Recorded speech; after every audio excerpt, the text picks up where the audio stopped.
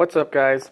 So this is a 2006 325xi, but as far as the window actuator in the rear of these, they're basically the same on pretty much any of these 2006 to like 2010 BMW cars.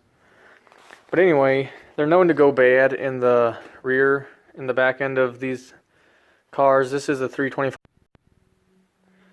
What's up, guys? So this is a 2006 325xi, but as far as the window actuator in the rear of these, they're basically the same on pretty much any of these 2006 to like 2010 BMW cars. But anyway, they're known to go bad in the rear, in the back end of these cars. This is a 325xi, but there's, 330i's, a whole bunch of cars just like this. But anyway, the cables, it's got two cables like this. They both come down here to the motor. And what happens is the bracket that the cable's attached to, right here, this green bracket here, one cable goes up, and then there's a pulley like right in here. And the cable comes down, that attaches to that green bracket, and then the other cable is right here, goes down, and then comes back up to this green bracket.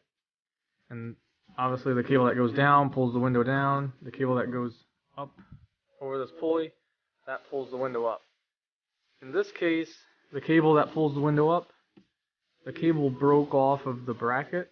It's just a plastic bracket. And so yeah, that's pretty understandable why it happened, but it happens all the times in these cars. But anyway, I just thought I'd show you a way that you can fix it temporarily if you don't want to spend 80 bucks for a new track or whatever. I'm just going to fix it temporarily in this car because it's just my personal car. And then when I get time, I'm going to order like one off online. I think they're like 70 or 80 bucks for a new track and the motor. But you can get it without the motor, and then it's a little cheaper, probably like 40 or 50 bucks. But the motor is still good. It's just the one cable broke off of the plastic housing.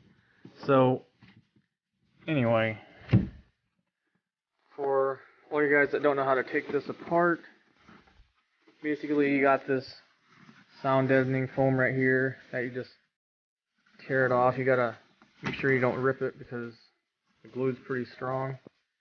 And then this panel just pops up here, and it's got clips all the way around the panel, and they all pop straight out. So you want to start at the bottom, and then start at the bottom of the door with like a screwdriver and pop one out, and then just use your hands and pop the rest off. But right here, I'll show you how to take this trim off real quick.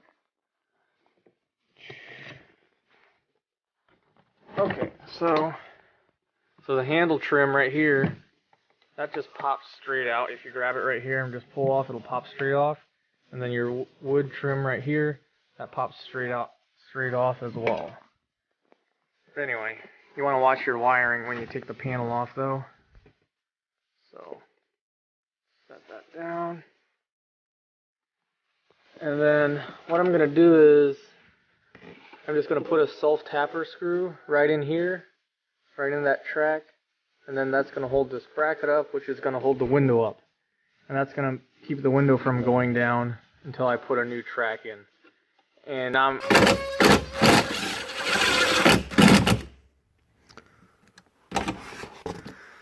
okay, so I got the self-tapper screw in there, and that's going to keep the window from coming down. And so you don't have to worry about trying to tape the window up or anything like that. And then when you get your new track, you can just swap them out.